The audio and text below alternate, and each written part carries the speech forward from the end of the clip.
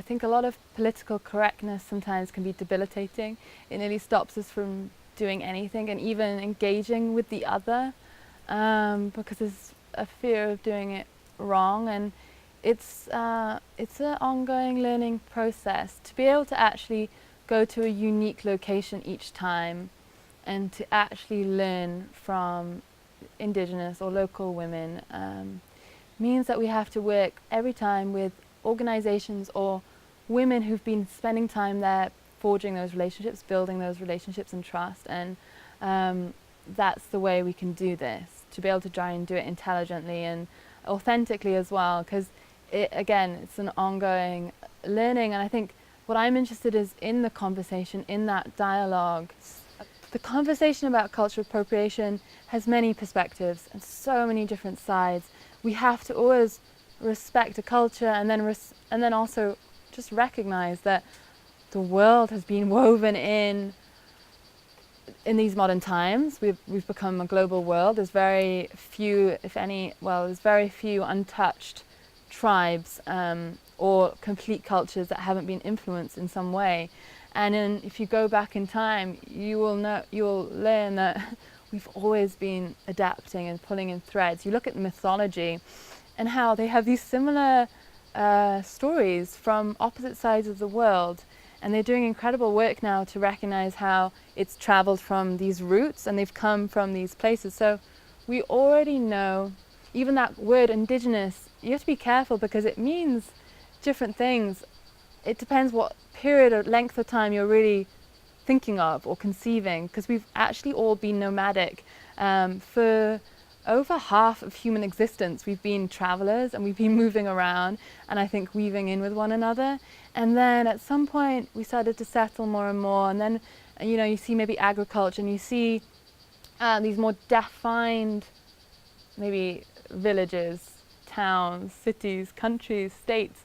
And then you have even the conversation around what we're wearing, and that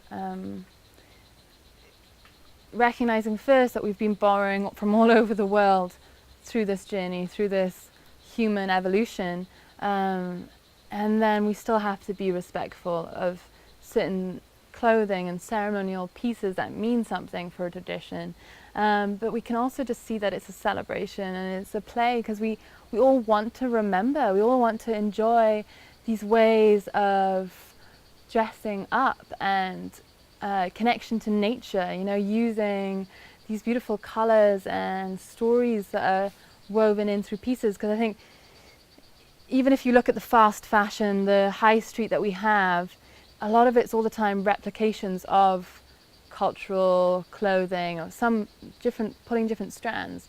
And yet it's missing that real authentic depth. And so a really exciting part of the Solsi gathering for this first chapter is being in Guatemala, where they have this incredible rich history of weaving. And every village has their own textile. It really represents something for them. And if you speak to the women there, they're excited to share this process, excited to share their family lineage with weaving. And so this is an invitation to learn about how this whole beautiful garment is made. And that is profound in itself.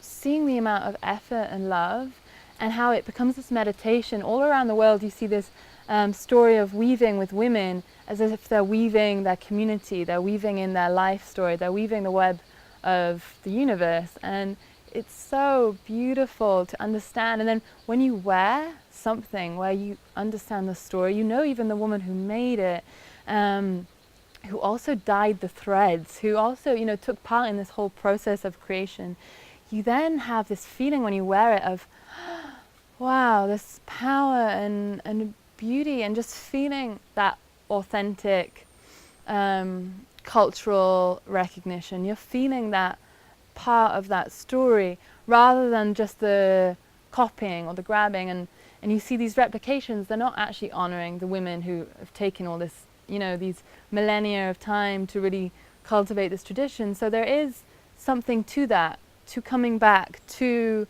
how things are made, and maybe purchasing things from artisans and women or men that we've met them and we've seen the effort and the beauty, and maybe buying less and buying more quality in that realm, and then something that will also last, because often these products are made to last a lifetime rather than that short fashion cycle, which is every season.